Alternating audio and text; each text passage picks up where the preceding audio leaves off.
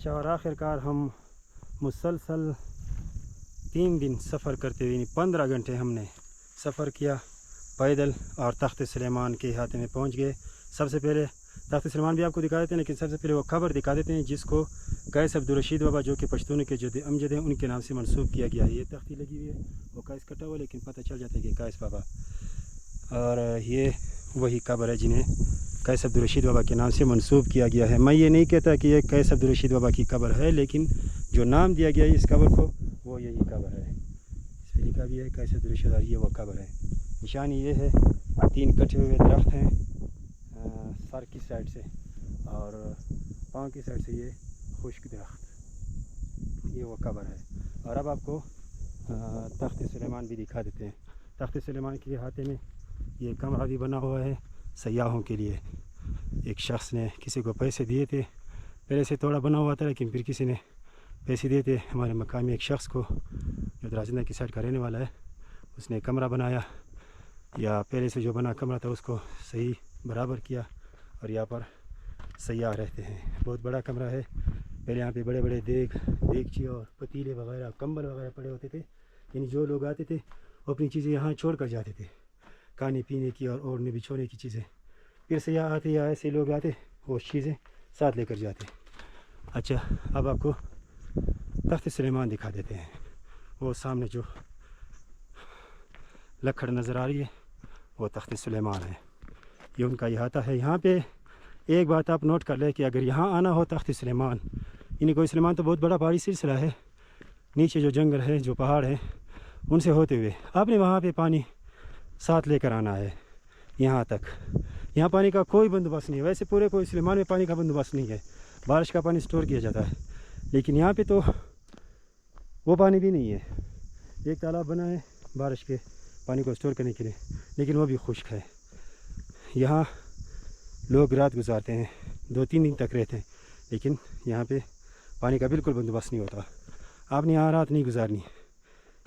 अगर रात गुजारनी भी है तो फिर ये आप भी मुनसर है कि आप कितना पानी इस्तेमाल करते हैं। ये वो तख्त सुलेमान है। ये नीचे जो तख्ती लगी हुई है जो चबूतरा है ये तख्त सुलेमान है। और इस तख्त सुलेमान को और यहाँ का जो नीचे नज़ारा है, जो बादल है, सिर्फ़ और सिर्फ बादल ही बादल नज़र आते हैं।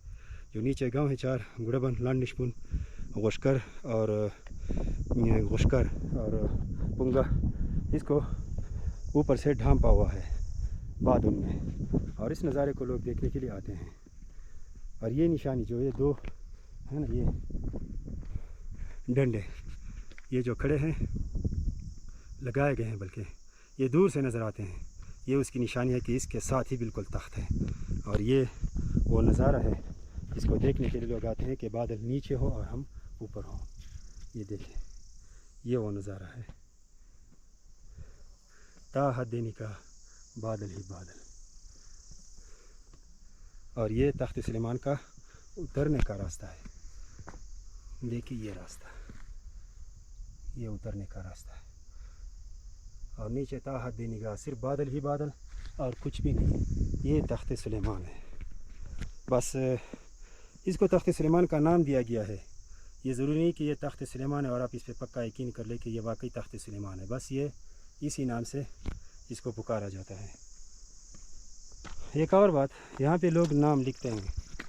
एक तो इसने नेचर को ख़राब किया हुआ है, दूसरा एक अल्लाह और रसूल के नाम अक्सर हमारे मुसलमान नामों में होते हैं ना अल्फाज, तो ये यहाँ पे नहीं लिखने चाहिए। पहले तो नाम नहीं लिखने चाहिए, और अगर नाम लिखने भी हैं तो फिर किसी ऐसी जगह पे रख ले जहाँ लोगों के पाँव नहीं पड़ते या जहाँ पे लोग बैठते नहीं। देखे यहाँ पे लोग बैठते भी हैं और नाम लिखे हुए हैं, तो ये बहुत बुरा फ़ेल है। जो भी करते हैं ये अच्छा नहीं कर रहे।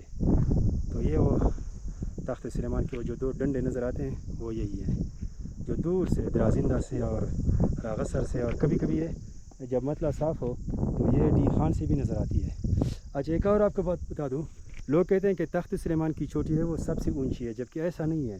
तख्त सुलेमान जो सीधी दीवार है दराजिंदा से जो नज़र आती है वो यही दीवार है, बिल्कुल ये सामने जो उधर बंदे खड़े हैं ये सारा ये वही दीवार है। उसके पीछे वो जो एक पहाड़ी है ये इस चोटी से ऊंची है, उस पर अक्सर बर्फ़ पड़ी रहती है, लेकिन यहाँ पे नहीं होती अक्सर, वहाँ पे अक्सर होती है। وہ اس چوٹی سے بھی اونچی ہے، وہ بہت دور سے نظر آتی ہے، اور یہ والی چوٹی جو ہے وہ زیادہ دور سے نظر نہیں آتی، اس کی نسبت نظر تو آتی ہے لیکن وہ بہت دور سے نظر آتی ہے۔ ایک اور آپ کو بات بتا دوں، وہ جو اوبستا سکا اس کو کہتے ہیں، جو گوگل میپ پہ بھی اوبستا سکا جو لکھا ہوتا ہے، وہ جو آخری یہ اور یہ سامنے پہاڑ، اس کے درمیان کم از کم 15 کلومیٹر کا فاصلہ ہے، حالانکہ یہ ایک ہی سیدھ میں ہے اور اس طرح نظر آتی ہے جیسے ایک ساتھ ہوں، لیکن یہ ایک ساتھ نہیں، اس میں کم از کم 15 کلومیٹر کا فاصلہ ہے درمیان میں، اور لمبائی تو 100 کلومیٹر سے بھی زیادہ ہے۔ اور اس کے درمیان، ان دو پہاڑوں کے درمیان چلغوزے کے گھنے جنگلات ہیں، جو کیا کہتے ہیں قدرتی جو چلغوزے کے جنگلات ہیں۔ یہ تخت سلیمان کا وہ احاطہ ہے، اور یہاں پہ کسی نے جھنڈا لگایا ہوا ہے امن۔ یہ وہ نظارہ ہے بادلوں کا، یہاں پہ اکثر بادل ہوتے ہیں، کبھی کبھار یہاں مطلع صاف ہوتا ہے اور نیچے گاؤں نظر آتے ہیں، وہ بھی خوبصورت نظارہ ہے، اور یہ بھی خوبصورت۔ کسی کو تو یہ اچھا لگتا ہے، یہ بادلوں کا نظارہ، جو بادل نیچے ہو اور اوپر سیاح بیٹھے ہوں تخت کے احاطے میں، اور بادل نیچے ہو، اور کچھ لوگوں کو وہ نظارہ اچھا لگتا ہے، اس نظارے کو دیکھنے کے لیے آتے ہیں جب نیچے مطلع صاف ہو اور سارے گاؤں نظر آتے ہیں۔